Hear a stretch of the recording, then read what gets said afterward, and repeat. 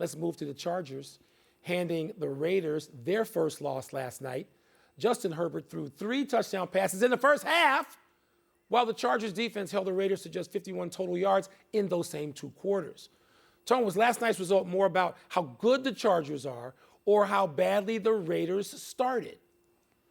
Well, John Gruden said it was about the start. He made the analogy to a fight, and he said you just cannot absorb that many punches in a first round.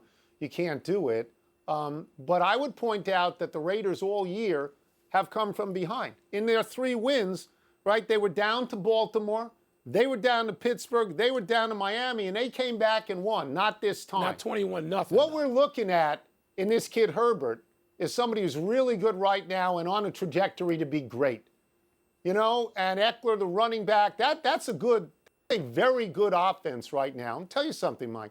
They lost to Dallas. They got beat at the last second by a 56-yard field goal. And if I remember correctly, they got at least 1 and maybe 2 touchdowns called back. I'm going to go with the Chargers to the answer to this question. Yeah. I think it's how good they were. I think it's the Chargers too, Tony. And I'd like to zero in on Justin Herbert.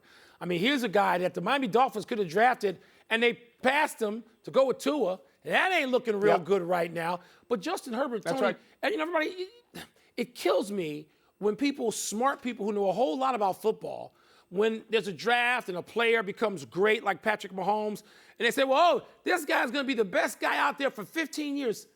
Stop. Because other people come along too. And maybe Justin Herbert's one of them. Because he looks to be, I'm not saying that he has all the arm angles and maybe some of the subtle things that Mahomes does and does better.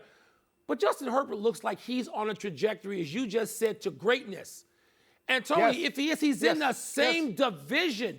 I mean, Kansas City's got to try to stop him, and we don't know if they can. This kid looks great as well. So I enjoyed watching him. Look, I mean, the Raiders, there's no reason for the Raiders to just sort of curl up in the fetal position and give up on the next few weeks. They got the Bears coming in. They ought to be able to trash them at home on Sunday. But I think this is about the Chargers. I do too.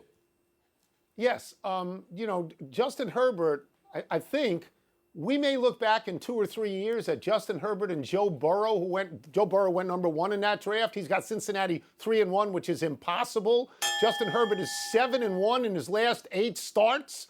You know, they may be tremendous. I just want to point out Joey Bosa. Did you hear what he said? Yes.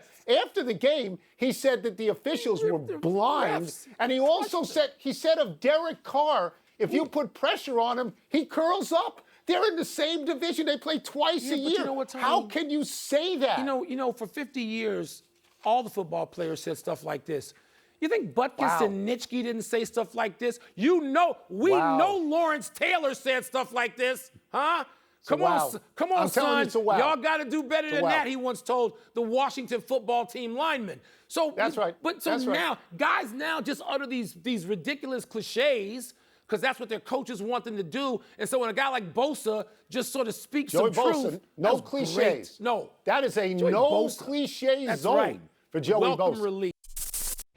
Thank you for watching ESPN on YouTube. For live streaming sports and premium content, subscribe to ESPN+.